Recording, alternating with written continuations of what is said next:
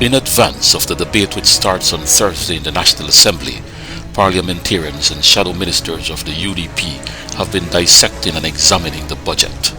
Spokesperson for the Shadow Ministry of Education, Lopez, appearing on national radio and television, exposed the budget as devoid of any proposal or allocation to start fulfilling the government's manifesto promises, such as free education. Some may argue that, we're in a pandemic, but I want to point out that the manifestos were created during the pandemic.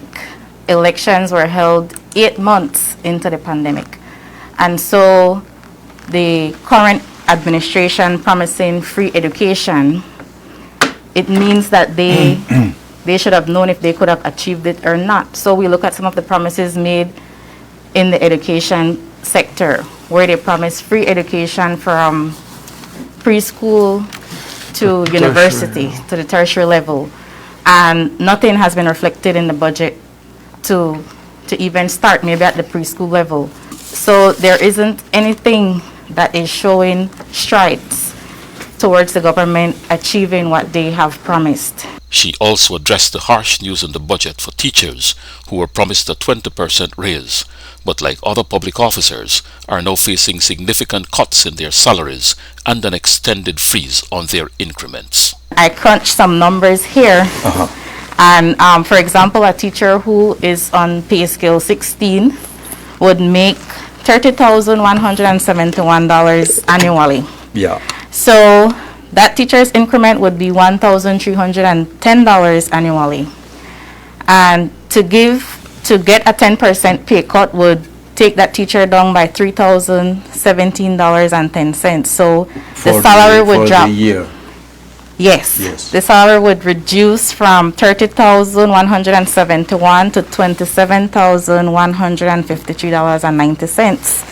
And when we add this to a 4-year increment freeze at $1,310 per annum, you're asking this teacher to let go of $5,240 over that period. And we're saying if the government is not serious or is not negotiating with the union to put back the teachers at the point which they would have been, providing that the cut was not met, then if we add up all of that over a 20-year period, that teacher would have lost $104,800 in just having a 4-year increment freeze.